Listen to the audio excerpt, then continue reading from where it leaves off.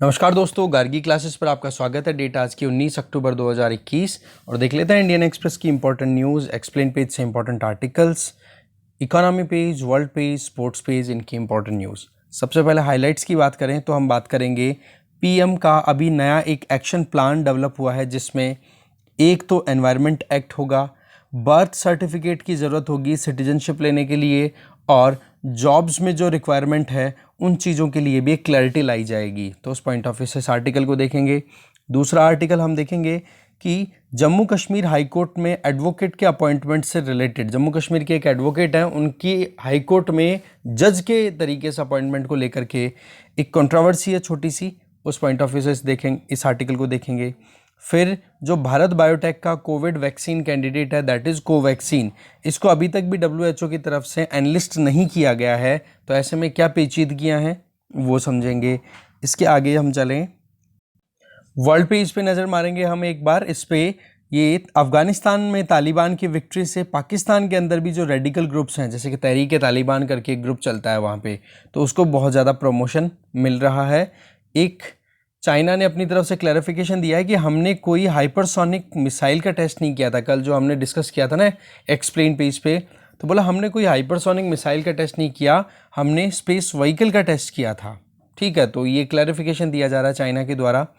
इसके आगे और फेसबुक के द्वारा एक future prospect point of view से एक प्लान तैयार किया जा रहा है, जिसको बोला जा रहा है मेटावर्स। ठीक है, मेटावर्स जैसे इंटरनेट होता है ना हमारा मोबाइल में, उसी तरीके से एक और प्लेटफॉर्म तैयार करना फेसबुक का अपने हिसाब से, मेटावर्स। तो बोलो उसके लिए हमें 10,000 नए एम्प्लॉयज़ की रिक्वायरमेंट होगी, और वो रिक्रूटमेंट होगी यूरोपियन यूनियन के देशों से। तो वैसे तो राइट टू प्राइवेसी को कॉम्प्रोमाइज़ करने वाली बात होगी, जिसमें कि जो इंटरनेट यूजर्स हैं, फेसबुक प्लेटफॉर्म को यूज़ करते हैं, उन लोगों को यहाँ पर कनेक्टिविटी प्रोवाइड की जाएगी। ठीक है, पर राइट टू प्राइवेसी का मुद्दा आ रहा है एक तो, और हमने ये क्यों देखा, तो ये क्वेश्चन सिंपल सा ये बन सकता है, रिसेंटली मेटावर्स न्यूज़ में था, ये क्या है। तो फेसबुक के द्वारा देखो एक नया प्लेटफॉर्म क्रिएट करने की, एडिशनल एक और प्लेटफॉर्म क्रिएट करने की बात की जा रही है। ठीक है ना, जिसमें कि वो अपने आप से कहते हैं आर्टिफिशियल इंटेलिजेंस बेस्ड। ओके, इसके अलावा एक छोटी सी न्यूज़ इधर है कि इथोपिया में जो सिविल वॉर चल रहा है, ठीक है, वहाँ पर टिग्रे करके एक रीजनल टेरिटरी है, वहीं पे जैसे हमारा स्टेट होता है उस तरीके से वहाँ का एक स्टेट है टिग्रे। तो वहाँ टिग्रे की कैपिटल में एयर स्ट्राइक की गई इथोपियन मिलिट्री के द्वारा, तो ऐसे में वहाँ पर 3 लोगों की डेथ हो गई। पर पॉइंट क्या है, टिग्रे रिसेंटली न्यूज़ में था, ये टिग्रे एरिया कौन से कंट्री से एसोसिएटेड है, तो इथियोपिया से आप इसका आंसर दे दोगे। और इथियोपिया का अगर बात देखो तो हॉर्न ऑफ अफ्रीका की मैप को आप देखोगे ना, तो उस तरीके से हॉर्न ऑफ अफ्रीका में लोकेटेड है इथियोपिया। यहाँ पर हॉर्न ऑफ अफ्रीका में 4 कंट्रीज आ जाते हैं, एरिट्रिया, जिबूती, इथियोपिया और सोमालिया। ठीक है, तो ये टिग्रे कहाँ से है आपको समझ में आ गया होगा। इसके अलावा रशिया और वेस्ट कंट्रीज़, ठीक है, जैसे इसमें USA भी आ गया, और बाकी जो वेस्टर्न कंट्रीज़ हैं, यूरोपियन कंट्रीज़, उनके बीच की रिलेशनशिप अभी है ना कोल्ड वॉर के बाद में सबसे लोवेस्ट लेवल पे चल रही है। तो कॉन्फिडेंस इनको एक दूसरे पे बिल्कुल भी नहीं है। तो ऐसे में नेटो, जो नॉर्दर्न अटलांटिक ट्रीटी ऑर्गेनाइजेशन की जो ट्रूप्स हैं, उनका डिप्लॉयमेंट लेकर के रशिया ये कहता है कि हमारे ऊपर नेटो बिल्कुल ऑब्जर्वेशन लगाए हुए हैं, विजिलेंस कर रहा है, नज़रें गड़ा के बैठा है। तो इस चक्कर में आपको बस केवल एक चीज़ देखनी है, नेटो ग्रुपिंग के बारे में थोड़ी डिटेल आप UPSC पॉइंट ऑफ व्यू से रीड आउट करोगे। ठीक है, आगे चलते हैं हम। एक्सप्लेन्ड पेज पे हम पूरे पेज को डिस्कस करने वाले हैं। एक तो अक्टूबर में इतनी बारिश क्यों हो रही है, दूसरा आर्कटिक स्नो मेल्ट हो जाएगी तो क्या पोलर बियर्स 21वीं सेंचुरी एंड होते होते बिल्कुल ख़त्म हो जाएंगे, ये भी जानेंगे। और तीसरा एलियम, यहाँ पे देखिए एलियम नेगियनम, ये एक आप देखो कि जैसे गार्लिक होता है ना, जैसे लहसुन हो गया या फिर ऑनियन, प्याज हो गया, उन्हीं के वेरिएंट में एक ये नई स्पीसी का पता पड़ रहा है, और ये पता पड़ा है उत्तराखंड हिमालयाज़ में। और तीसरा हम देखेंगे इस वाले पेज पे चाइनीज़ GDP का क्या हाल हो रहा है और उसका इंडिया पर क्या इम्प्लीकेशन है। इकोनॉमी पेज पे हम जो डिस्कशन करने वाले हैं वो न्यूज़ रहेगी कि RBI की रिपोर्ट में ये चीज़ आई है कि अगर हम पॉलिसी रेट्स को टाइट कर देंगे, उनको राइज कर देंगे इंटरेस्ट रेट को, तो बोलो उसकी वजह से स्टैगफ्लेशन की सिचुएशन आएगी। समझेंगे पूरा डिटेल में। इसके आगे अगर इसी इकोनॉमी पेज पे देखा जाए तो बाकी कुछ इंपॉर्टेंट न्यूज़ है नहीं, जितनी भी थी उनको हम डिटेल में अब देखेंगे। शुरुआत करते हैं एक्सप्लेन पेज से, बाकी स्पोर्ट्स पेज और बाकी जो बची हुई न्यूज़ है वहाँ पर इतना इंपॉर्टेंट है नहीं। तो चलिए स्टार्ट करते हैं वीडियो को डिटेल में।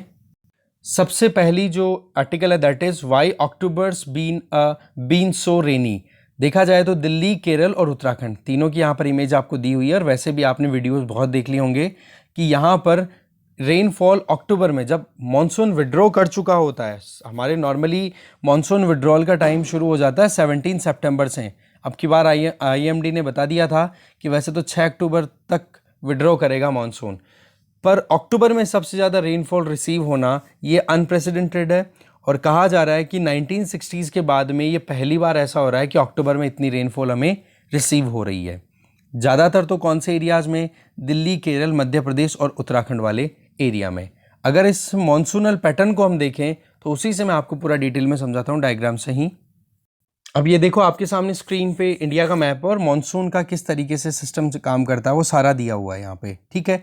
हमारे यहाँ पर जो मॉनसून आता है उसकी प्रेवलेंस मेनली रहती है साउथ वेस्ट मॉनसून, जो कि अरेबियन सी से शुरू होता है। उसकी दो ब्रांचेस क्रिएट हो जाती है, एक तो अरेबियन सी ब्रांच होती है और दूसरी यहाँ से इधर से राउंड होती हुई जाती है बे ऑफ बंगाल ब्रांच, ठीक है। तो नॉर्मल सर्कमस्टांसेस में देखा जाए तो जून, जुलाई, अगस्त, सितंबर ये 4 महीनों का हमारे यहाँ पर मॉनसूनल सीजन कंसिडर की जाती है, और चौमासा भी बोला जाता है इसको अगर आप वेस्टर्न इंडिया की तरफ अगर आते हो तो इस केस में क्या है कि ये 4 महीनों में सितंबर महीने में हमारे यहाँ से मॉनसून विड्रॉ कर लेता है। तो आप नॉर्मल सर्कमस्टांसेस की कंडीशन में समझें तो आप देखो कि मान लो ये है ग्लोब, ठीक है। तो इस केस में यहाँ से आपके यहाँ पर है equatorial area, equatorial tropical zone. अब ट्रॉपिकल जोन में भी आप जैसे ही ट्रॉपिक ऑफ कैंसर के आसपास में पहुंचोगे तो उसके आसपास में प्रेवलेंस किसकी देखने को मिलेगी हमें कि इंडिया में जो हवाएं आती है ना, मॉनसूनल हवाएं शुरू हो जाती हैं जून में, ठीक है। 1 जून को स्ट्राइक कर जाती है केरला कोस्ट पे, जिसको हम मालाबार कोस्ट भी बोलते हैं। तो यहाँ पर तो क्या इक्वेटर के आसपास में तो लो प्रेशर बनता है, तो हवाएं के आसपास से यहाँ पर आ जाती हैं। पर दूसरी तरफ आप देखो कि इंडिया में जिस तरीके की कंडीशन हमारे प्रिवेल करती है ना, वो रहती है कि इंडिया में साउथ वेस्ट की तरफ से हवाएं अंदर की तरफ आती है। अब साउथ वेस्ट की तरफ से हवाएं आती हैं, और ये चीज़ आपको पता होनी चाहिए कि जिस डायरेक्शन में हवाओं का ओरिजिन है उसी डायरेक्शन के बेसिस पे उनका नाम पड़ जाता है। तो साउथ वेस्ट से ये हवाएं अगर आ रही हैं तो इन हवाओं को क्या बोल देंगे? वेस्टर्लीज, ठीक है। पहली चीज़ तो ये क्लियर होनी चाहिए। दूसरा, जब हमारे यहाँ पर मॉनसून आता है, मॉनसून आउटब्रेक होता है, इसका मतलब कि 1 जून से लेकर के सितंबर तक हमारे यहाँ पर रेनफॉल होती है, तो वो हवाएं इधर से मॉइस्चर कंटेंट लेकर के यूं घूम के इधर से और बाकी इधर से सीधी हमारे यहाँ पर एंटर हो जाती है। और इसके पीछे वजह क्या होती है? लो प्रेशर या डिप्रेशन क्रिएट हो जाने। लो प्रेशर बेल्ट कहाँ पे क्रिएट होता है? एक तो थार डेजर्ट वाले एरिया में और एक तिब्बत वाले एरिया में। तो ये दोनों क्या करते हैं? अपनी तरफ से इधर से हवाओं को खींचते हैं। अच्छा, फिर जहां जहां पर भी लो प्रेशर क्रिएट होगा उधर हवाएं जाएंगी, तो वहां पर जो कोई भी ऑब्स्ट्रक्शन अगर आ जाता है, फॉर एग्जांपल यहां पर देखा जाए हवाएं साउथ वेस्ट मानसून वाली यहां से उठेंगी अरेबियन सी से, और इस जगह पे क्या लोकेटेड है? वेस्टर्न घाट। तो वेस्टर्न घाट्स में इस तरफ रेनफॉल बहुत ज़बरदस्त रिसीव होता है।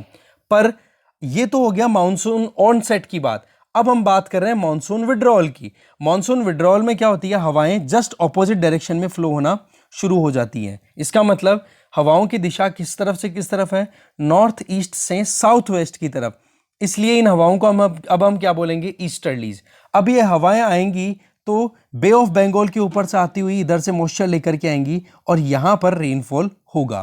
तो इसका मतलब क्या होता है कि जब मॉनसून विड्रॉ करता है तो उस टाइम पर हवाओं की डायरेक्शन बिल्कुल रिवर्स हो जाती है, एयर डायरेक्शन बिल्कुल रिवर्स हो जाती है, और उसकी वजह से रेनफॉल हमें कहाँ रिसीव होता है? कोरोमंडल कोस्ट पे। तो ये तो होगी नॉर्मल कंडीशन कि जब अक्टूबर 15 के बाद की सिचुएशन है। ये देखो आप, ये ग्रीन वाली लाइंस है, ये नॉर्थ ईस्ट से आने वाली हवाओं के लिए है। अब इसमें आप नॉमेनक्लेचर को समझो। साउथ वेस्ट से जो हवाएं आती हैं सितंबर तक, है ना, जून से लेके सितंबर तक, इसलिए इस मॉनसून को बोलते थे हम साउथ वेस्ट मॉनसून। अब नॉर्थ ईस्ट से जब ये मॉनसून विड्रॉ करता है तो हवाओं की डायरेक्शन होती है north east to south west, तो ओरिजिन क्या हो गया? North east. तो इस वजह से इस वाले मॉनसून को जो अक्टूबर के टाइम पे कोरोमंडल कोस्ट, इस वाली कोस्ट को हम बोलते हैं कोरोमंडल कोस्ट, इस कोरोमंडल कोस्ट को जो हिट करता है उस मॉनसून को बोला जाता है नॉर्थ ईस्टर्न मॉनसून। अब यहां पर सिचुएशन थोड़ी सी अलग है। वो क्या कि डिप्रेशन बन रहे हैं कहां पर? एक तो देखो डिप्रेशन क्रिएट हो रहा है अरेबियन सी में इस वाली जगह पे, एक बन रहा है डिप्रेशन इस वाले एरिया में, और एक डिप्रेशन क्रिएट हो रहा है यहां पर सेंट्रल इंडिया के अंदर। और एक डिप्रेशन यहाँ पे उत्तराखंड वाले एरिया में। तो ये 4 डिप्रेशन मतलब लो प्रेशर कंडीशन बन रही हैं, जिसकी वजह से हवाएं क्या हो रही हैं, इधर लैंड से ओशन की बजाय ओशन से लैंड की तरफ अट्रैक्ट हो रही है। तो यहां पर आप देख सकते हो आंध्र प्रदेश उड़ीसा वाले एरिया में भी रेनफॉल अच्छा खासा रिसीव हुआ है, केरला में फ्लड्स ऑलरेडी आ रहे हैं, सेंट्रल इंडिया की बात करें तो मध्य प्रदेश में रेनफॉल अच्छा है और उत्तराखंड में भी फ्लड्स आ चुकी है, नैनीताल में बहुत ज़्यादा 38 लोगों के लगभग डेथ हो चुकी है वहां पर। तो पॉइंट क्या निकल के आ रहा है कि ये डिप्रेशन अभी क्रिएट क्यों हो रहे हैं, जबकि डिप्रेशन क्रिएट होने का टाइम तो गया।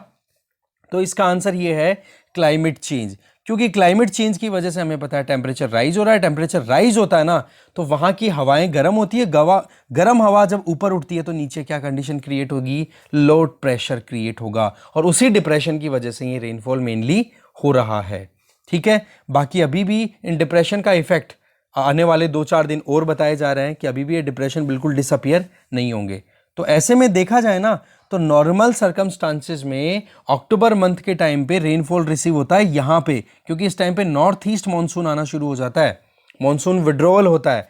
पर अब की बार क्या हो रहा है कि अभी तक तो साउथ वेस्ट मानसून या साउथ वेस्ट वाली हवाएं हैं ना वो ही कम नहीं पड़ रही हैं। तो इस केस में रेनफॉल अगर यहाँ पर हो गया तो यहाँ पर जो नॉर्मल सर्कमस्टांसेस में तमिलनाडु या आंध्र प्रदेश वाली कोस्ट पे जो रेनफॉल रिसीव होता है वो अब की बार अप टू द मार्क नहीं है। जबकि अक्टूबर में हमेशा देखते हो तमिलनाडु, चेन्नई, यहाँ पर क्या होता है, फ्लड्स के आते हैं इंसिडेंट्स। ठीक है, तो ये कुछ सिनेरियो समझना था हमें, वो हमने देखा। अब चलते हैं बैक टू द न्यूज़पेपर। ठीक है, तो मेन जो न्यूज़ थी वो यही थी जिसको हमने डिटेल से समझ लिया। आप एक बार खुद से नज़र मारोगे समझ में आ जाएगा, बाकी मुद्दा आपको समझ में आ गया होगा। आगे चलते हैं। नेक्स्ट जो न्यूज़ है that is related to Arctic Ocean, Arctic area. Arctic area का मतलब हो गया जो नॉर्दर्न पोल है वहां पर अगर स्नो मेल्ट हो जाती है तो क्या पोलर बियर्स की जो स्पीसी है या जो सील्स होती है ना जो कि ठंडे पानी में रहती है तो उनका सर्वाइवल क्या मुश्किल हो जाएगा, क्या वो एक्सटिंक्ट हो जाएंगी। बेसिकली अभी यहाँ पर जो इमेज देख रहे हो वो Arctic National Wildlife Refuge के एरिया का है। ठीक है, तो इसी चीज़ को लेकर के देखो 2 ओपिनियन आ रहे हैं। एक तो ओपिनियन है पेसिमिस्टिक, एक है ऑप्टिमिस्टिक। पेसिमिस्टिक लोग तो ये बिल्कुल नेगेटिव बात कर रहे हैं कि जी इस सेंचुरी के एंड तक बिल्कुल ख़त्म हो जाएगी आर्कटिक ओशन में बर्फ़, और इसके बाद में जो भी स्पीसीज़ वहाँ पर जो जिस तरीके की क्लाइमेट प्रिवेल करती है ना आर्कटिक रीजन में, बोलो वही जब ख़त्म हो जाएगी तो स्पीसीज़ का सर्वाइवल भी बोलो मुश्किल हो जाएगा। जबकि ऑप्टिमिस्टिक ये बोलते हैं कि जी जिस तरीके से कार्बन अभी एमिशन हो रहा है उसको अगर हम कंट्रोल कर लेंगे तो जहाँ तक है प्रॉब्लम को, इस इशू को हम टैकल कर पाएंगे। ठीक है, तो अभी जो मुद्दा है वो ये है कि अब गर्मियाँ भी गई हैं और गर्मियाँ भी, अब आर्कटिक ओशन, आर्कटिक रीजन की हम बात कर रहे हैं तो इसका मतलब इक्वेटर के नॉर्दर्न पार्ट की बात हो रही है।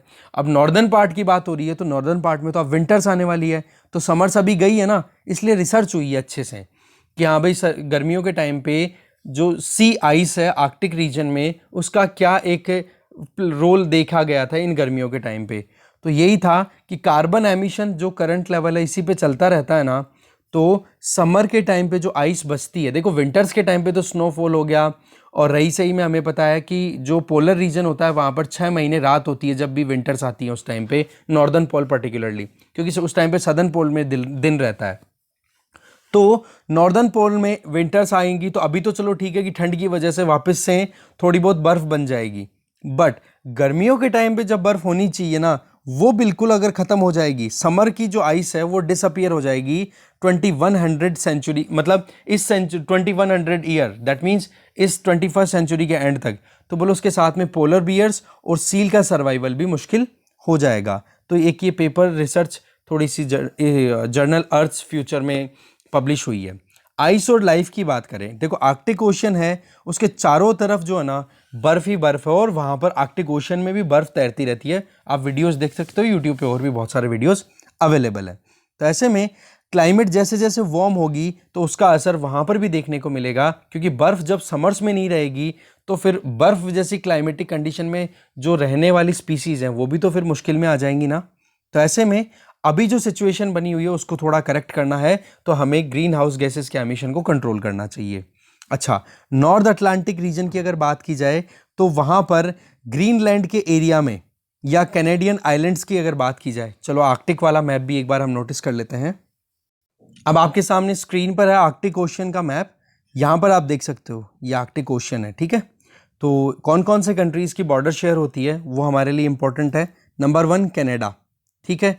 फिर आप देख सकते हो इधर अलास्का यूएसए की टेरिटरी है वो, और फिर उसके बाद में फिर ये बेरिंग स्ट्रेट होती है, वो डिवाइड करती है अलास्का को रशिया से, और फिर ये रशिया वाला एरिया आ गया, ठीक है। फिर आगे आ जाओ, रशिया के बाद में फिर बॉर्डर शेयर करने वाले कंट्रीज़ में कौन सा, फिनलैंड तो देखो इधर एकदम ट्रैप हो गया है, बाकी नॉर्वे, रशिया ये हो गया, और ये ग्रीनलैंड जो कि डेनमार्क की ही टेरिटरी है, और ये इधर आइसलैंड। ये ऐसे एरियाज है जो कि अपनी बॉर्डर शेयर करते हैं। अब ओशन है तो यहाँ पर ठंड के टाइम पे तो अच्छी खासी बर्फ है, और यहाँ पर जो सेटल्ड आइस है इस वाले एरिया में, जिसको मैं अभी एनसर्कल कर रहा हूँ, इस वाले एरिया में तो देखो आइस रहेगी, पर गर्मियों के टाइम पे ये आइस मेल्ट होने का डर है, जिसकी हम अभी बात कर रहे हैं। तो ये ग्रीनलैंड या कनाडा। अब कनाडा के जो आर्कीपेलागोस है, दैट मीन्स ये जो आइलैंड्स का ग्रुप है ना, इनकी बात अभी हम कर रहे हैं। अब मैं एक बार जूम करूंगा, आप इस मैप को बहुत अच्छे से एक बार जरूर नजर डाल लेना, क्योंकि क्वेश्चन बन सकता है।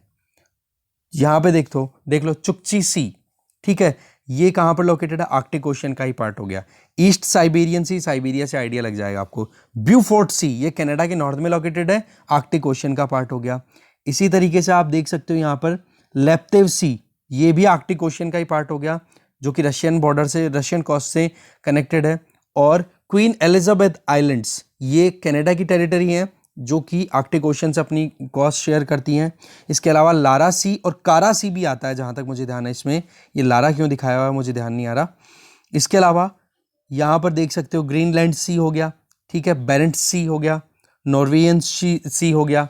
ये सारा का सारा मैप आपको एक बार थोड़ा ध्यान से देखना है। मैं फिर से एक बार थोड़ा scroll up and scroll down कर लेता हूँ, थोड़ा ध्यान से देखोगे और अच्छे से समझ में आ जाएगा। ओके, अब चलते हैं आर्टिकल पे। अब देखो ये जो आइस का हमने पैटर्न समझने की कोशिश की अभी मैपिंग से, तो इसमें यह है कि वहां पर जो मरीन इकोसिस्टम है ना, जो ओशंस में रहने वाला इकोसिस्टम है, वो भी देखो आइस पे डिपेंडेंट ही होता है। जैसे कि आर्कटिक आइस में एल्गल ब्लूम जब भी होता है, जैसे कि एल्गीज का डेवलप होना, उन एल्गीज से देखो वहाँ पर जो छोटे छोटे एनिमल्स हैं वो अपनी लाइफ मतलब अपना सर्वाइवल पॉसिबल करते हैं उन एल्गीज पे अपने आप को फीड करके। और फिर वो जो टाइनी एनिमल्स है, छोटे छोटे एनिमल्स, उनको खाती है छोटी फिशेस, उन छोटी फिशेस को खाती है सील्स, सील्स को खाते हैं फिर polar bear. Polar bear Arctic Ocean, Arctic ecosystem में टॉप लेवल पे आ जाता है, अगर वहाँ पे चेन की बात की जाए, फूड चेन की अगर बात की जाए। तो ऐसे में एक तो टोपोग्राफी है, इरेगुलर है, हमने अभी देखा ना किस तरीके से स्ट्रक्चर बनी हुई है, कहीं पर माउंटेन्स है, कहीं प्लेन, कहीं प्लेट्यूज, वो तो है ही, बाकी उसके अलावा भी कोस्टल लाइन में भी बहुत ज़्यादा वेरिएशंस हैं, ठीक है। अब इस जगह पे अगर ओशन में ये आइस ही डिसअपियर हो जाएगी, तो ये इकोसिस्टम में जो फूड चेन बनी हुई है, ये भी कहीं ना कहीं अंडर स्ट्रेस आएगी कि नहीं, बस वही एक चिंता की बात है। तो ग्लोबल वार्मिंग या क्लाइमेट चेंज की वजह से समर्स के टाइम पे आइस अगर डिसअपियर हो जाएगी तो मुश्किल है। और अभी तक देखा जाए ना तो 1980s के टाइम पे आर्कटिक ओशन के आसपास में जितनी आइस हुआ करती थी समर्स के टाइम पे, उसके कंपैरिजन में अब आधी भी नहीं रहती हैं। अब ये अपने आप में एक सिग्नल है पूरा का पूरा। वैसे फाइंडिंग्स तो ये कहती है कि लगभग 1 मिलियन स्क्वायर किलोमीटर एरिया है जो कि ग्रीनलैंड के नॉर्थ में कैनेडियन आर्कीपेलागो वाले एरिया में फैला हुआ है, और यहाँ पर माना जाता है कि थिकेस्ट आइस शीट है, मतलब बहुत ज़्यादा मोटी आइस की शीट होती है। पर वही चीज़ है कि ये कितना ज़्यादा रेजिलियंस शो कर पाएगी, जैसे जैसे गर्मी बढ़ेगी तो ये भी तो मेल्ट हो ही सकती है। तो दो सिनेरियो हैं, एक तो ऑप्टिमिस्टिक, एक पेसिमिस्टिक। ऑप्टिमिस्टिक तो ये कहते हैं कि कार्बन को हम अंडर कंट्रोल ले आएंगे तो बच जाएंगे, और पेसिमिस्टिक कहते हैं कि इसी तरीके से चलता रहेगा और हम बिल्कुल ये जो आर्कटिक ओशन का जो इकोसिस्टम है ना, ये पूरा का पूरा खत्म हो जाएगा, ठीक है। ये बताया जा रहा है। इम्प्लीकेशंस क्या है, देखो इम्प्लीकेशंस तो यही है, इकोसिस्टम अगर खत्म हो जाता है तो एक्सपर्ट्स का ये कहना है कि जब आर्कटिक ओशन वाला इकोसिस्टम खत्म होगा तो इसमें नॉर्मल होता क्या है कि ग्लोबली ये जो बेल्ट्स है ना, टेम्परेचर बेल्ट्स हम जिनको बोलते हैं, वो बेल्ट्स इक्वेटर से पोलर वर्ल्ड शिफ्ट हो जाएंगे। कैसे? टेम्परेचर मान लो ग्लोबली 2 डिग्री सेंटीग्रेड राइज होता है, ये मैं बोल रहा हूँ एक्सट्रीम बता रहा हूँ, ठीक है। तो 2 डिग्री सेंटीग्रेड मान लो राइज होता है, तो इक्वेटर भी 2 डिग्री सेंटीग्रेड राइज हो जाएगा, यहाँ पर ट्रॉपिकल रीजन में भी, सब ट्रॉपिकल रीजन में भी और पोलर रीजन में भी। तो इसका मतलब क्या हो गया कि इक्वेटर पे जो आज का टेम्परेचर है वो तो शिफ्ट हो जाएगा ट्रॉपिकल पे, ट्रॉपिकल वाला टेम्परेचर सब ट्रॉपिकल पे, और सब ट्रॉपिकल वाला पोलर रीजन में, तो पोलर तो डिसअपियर ही हो गया ना। तो नुकसान तो ग्लोबल वार्मिंग का सबसे ज्यादा किसको हो रहा है? क्रायोस्फीयर को। क्रायोस्फीयर का मतलब समझ गए ना, ऐसा एरिया जहां पर टेम्परेचर 0 डिग्री या उससे कम या फिर बर्फ पूरे साल बनी रहती है, चाहे वो हिमालय जैसे बड़े माउंटेन्स में ग्लेशियर्स की बात कर लो, या फिर पोलर रीजन में जो आइस बेल्ट है या फिर जो स्नो सेटल होती है उसकी बात कर लो। तो बोला ऐसे में नए पैटर्न की नई स्पीसीज डेवलप हो सकती हैं, पर ऐसा नहीं है कि अचानक से पोलर बियर और यही डिसअपियर हो जाएंगे। दूसरा, अगर मान लो कोई फोटोसिंथेसिस करने के लिए प्लांट्स वहां पर डेवलप होने लगे, क्योंकि आइस शीट अगर मेल्ट होती है तो प्लांट डेवलप होंगे, तो प्लांट्स को ऐसी एडेप्टेबिलिटी लानी पड़ेगी कि 6 महीने रात अगर आ जाए तो फिर वो डेड ना हो। ठीक है, तो इस तरीके की सिचुएशन यहाँ पे, क्योंकि 6 महीने दिन 6 महीने रात होती है पोलर रीजन में। ओके, तो ये जो आर्टिकल था इसमें यही कंटेंट था। आगे चलते हैं, नेक्स्ट वाला पोर्शन है जिसके बारे में छोटी सी इधर ही न्यूज़ है, वो बता देता हूं मैं। अगर आपके सामने क्वेश्चन आए, रिसेंटली एलियम नेगियानम रिसेंटली न्यूज़ में, ये क्या रिसेंटली न्यूज़ में थी ये टर्म, ये क्या है? तो उत्तराखंड हिमालयात से ये मानो ओनियन की एक स्पीसी मिली है जो कि लोकल्स जो हैं वो यूज़ कर रहे थे। अभी इसके बारे में थोड़ा सा और डिटेल पता पड़ी है। बेसिकली एलियम क्या है? एक जीनस है जिसमें हम जो स्टेपल फूड में जो कंज्यूम करते हैं ना, ओनियन हो गया, गार्लिक, लहसुन और ये जो यूज़ करते हैं ना प्याज, इसकी स्पीसी ही है। तो अभी तक 1100 स्पीसीज मिल चुकी है एलियम जेनस की, और अभी ये नया एडिशन और हो गया है। ठीक है ना। और ये जो नई स्पीसी है ना, इसको अभी मतलब इससे रिलेटेड जो रिसर्च हुई है वो फाइटोकीज करके एक जर्नल है उसमें पब्लिश किया गया है। अच्छा, रिसर्च में कौन लीड कर रहा है? ICAR, national bureau of plant genetic resource in Delhi की साइंटिस्ट है जिनका नाम है डॉक्टर अंजुला पांडे, और उनके साथ में के माधव राय भी हैं, पवन कुमार मालव, ऐसे करके इंडिविजुअल्स हैं। तो सवाल क्या बनता है कि रिसेंटली एलियम नेगियनम न्यूज़ में थी, ये क्या है? ये ऑनियन की एक वैरायटी है जो एलियम वर्ड है ना, ये जेनस के लिए है, जीनस के लिए, जैसे कि प्याज और लहसुन में जो होता है ना, उस टेस्ट की बात की जा रही है, राइट। तो ये हो गया, आगे चलते हैं। नेक्स्ट है वो देखो, चाइना की GDP ग्रोथ क्यों स्लाइड कर रही है, क्या कॉजेज हैं, और इंडिया के लिए क्या चिंता की बात है क्या?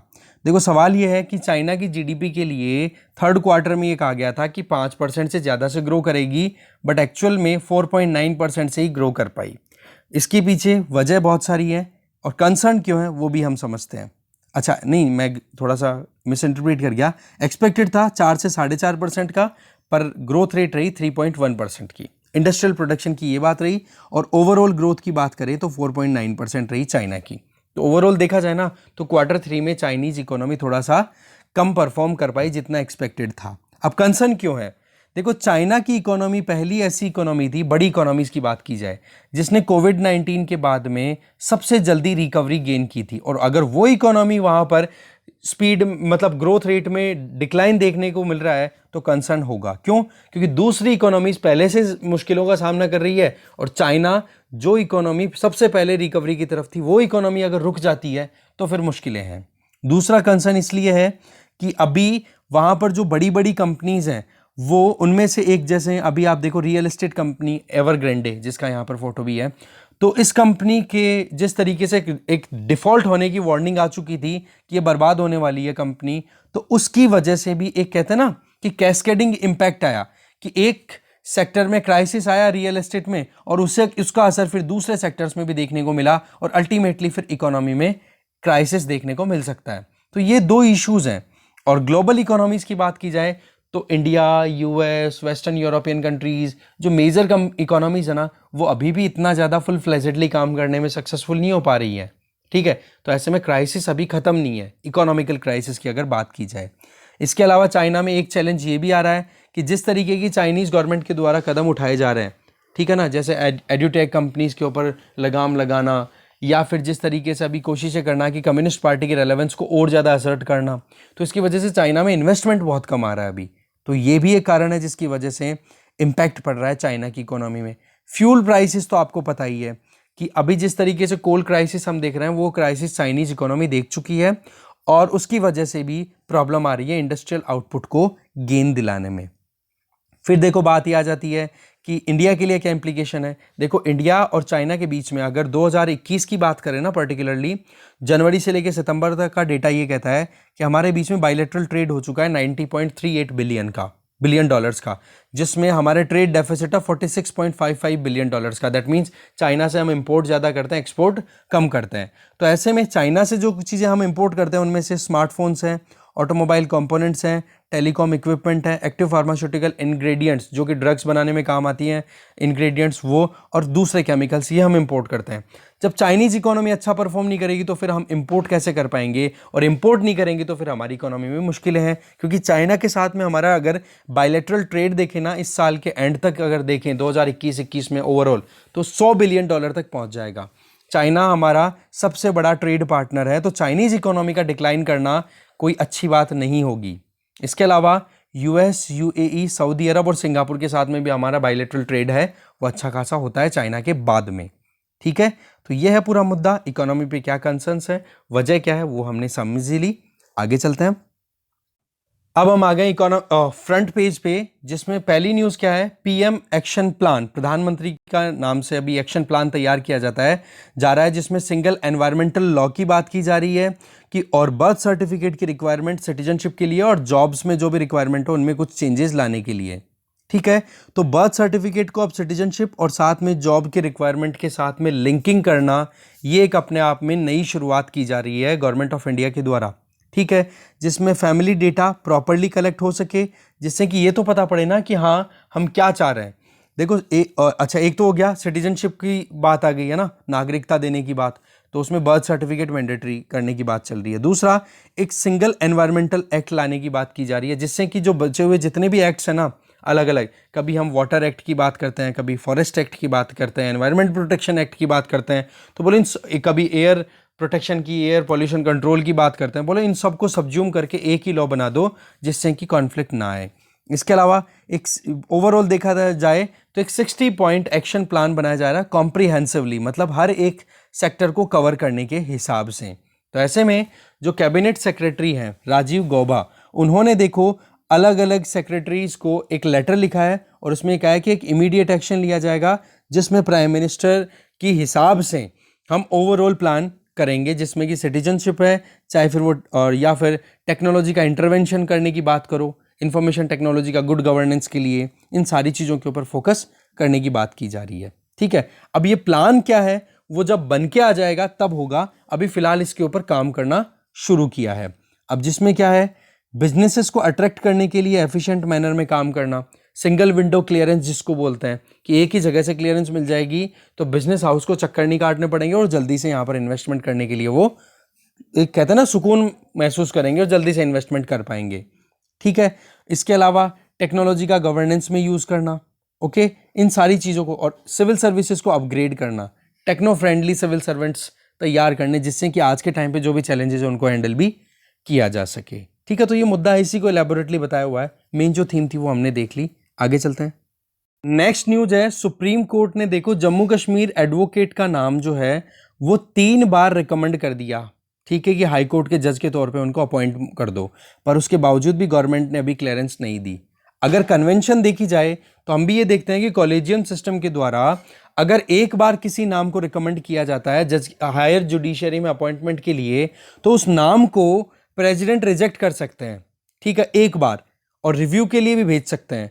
पर अगर दूसरी बार अगर सुप्रीम कोर्ट कॉलेजियम ने वो नाम रिपीट कर दिया तो फिर वहां पर जो एग्जीक्यूटिव्स हैं, दैट मीन्स प्रेसिडेंट, जो कि council of minister led by prime minister की एड एंड एडवाइस पे काम करते हैं, तो फिर उनको फिर वो नाम पे साइन करना ही होता है। पर जम्मू कश्मीर के एक एडवोकेट है, सीनियर एडवोकेट है, उनका अपॉइंटमेंट अभी तक भी नहीं फाइनलाइज हो पा रहा है, जिनका नाम है सादिक वसीम नगराल। वही चीज़ है कि अभी पॉलिटिक्स का इशू है और कन्वेंशन को भी इग्नोर किया जा रहा है। बाकी सादिक वसीम जी ने जम्मू कश्मीर में एडिशनल एडवोकेट जनरल के तौर पे भी काम किया हुआ है, तो वो होम मिनिस्ट्री से भी एसोसिएटेड रहे हुए हैं, अगर देखा जाए तो सेंट्रल गवर्नमेंट में भी इनका रहा है, या आर्मी, बीएसएफ, सीआरपीएफ, इनके अंदर भी इन्होंने अच्छे से काम किया है। तो पॉइंट क्या आ रहा है कि जो कॉलेजियम सिस्टम के बेसिस पे अपॉइंटमेंट होनी चाहिए, उस चीज़ को जो कन्वेंशन चलता आ रहा है उसको अभी फॉलो नहीं किया जा रहा है, ये चीज़ यहाँ पे बताई जा रही है। अच्छा, एक छोटी सी न्यूज़ है कि बांग्लादेश में देखो वायलेंस है वो लगातार हो रहा है, और जो भी माइनॉरिटीज़ है, बांग्लादेश में माइनॉरिटी कौन है, नॉन मुस्लिम्स, और मेजरली किन पे फोकस किया जा रहा है, हिंदूज़ पे।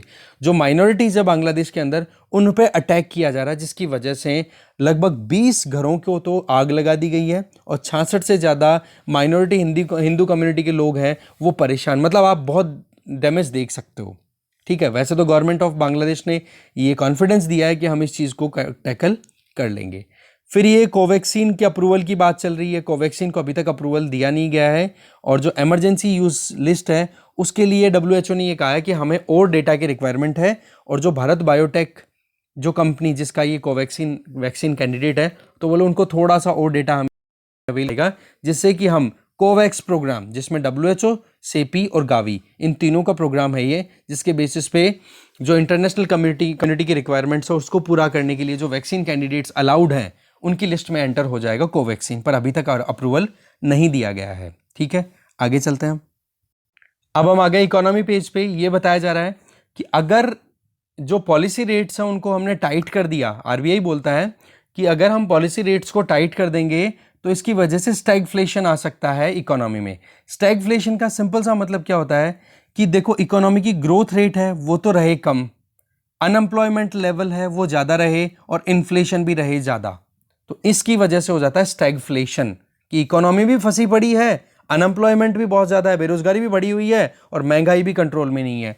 तो इस चीज़ को कंट्रोल करने के लिए हमें एक बार अकोमोडेटिव स्टांसेस को कंटिन्यू रखना पड़ेगा, जिसका मतलब है कि जो रेपो रेट है, पॉलिसी रेट है, repo rate, reverse repo rate, इनको हमें अभी जिस लेवल पे चल रही है उसे ही कंटिन्यू करना पड़ेगा। एक तो पॉइंट ये आपका क्लियर होना चाहिए स्टैगफ्लेशन से रिलेटेड।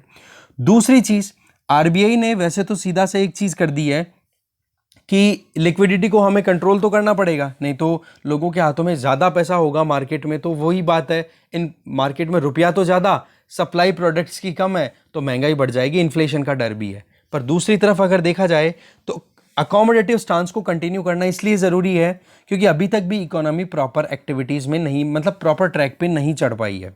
ठीक है, वैसे RBI ने अपनी तरफ से जो गवर्नमेंट सिक्योरिटीज एक्विजिशन प्रोग्राम जो शुरू किया था ना, GSAP, जिसमें गवर्नमेंट की जो भी बॉन्ड्स है उसको RBI परचेज कर रहा था और मार्केट में पैसा भेज रहा था, गवर्नमेंट को पैसा अलॉट कर रहा था, जिससे कि गवर्नमेंट अपने इंफ्रास्ट्रक्चर प्रोजेक्ट्स पे पैसा खर्च करे और इकोनॉमी में मनी सर्कुलेट होना शुरू हो जाए। उसको तो बंद कर दिया, पर अकोमोडेटिव स्टांस को कंटिन्यू करना जरूरी है। वैसे RBI के हिसाब से अगर देखें तो लगभग 13 लाख करोड़ रुपए का करेंसी है ना, वो सर्कुलेट हो रहा है इकोनॉमी के अंदर।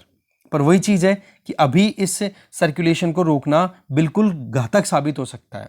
अच्छा, अब ये जो धीरे धीरे जो कंडीशन की तरफ, नॉर्मलाइजेशन की तरफ हम बढ़ेंगे, तो बोला हम ग्रेजुअली पॉलिसी इस तरीके की बनाएंगे कि कोई इकोनॉमी में डिसरप्शन नहीं आ जाए, कोई कमी ना रह जाए। ठीक है, तो इसलिए जल्दबाजी हम नहीं कर रहे हैं। ओके, तो यही मेन चीज़ बताई जा रही है।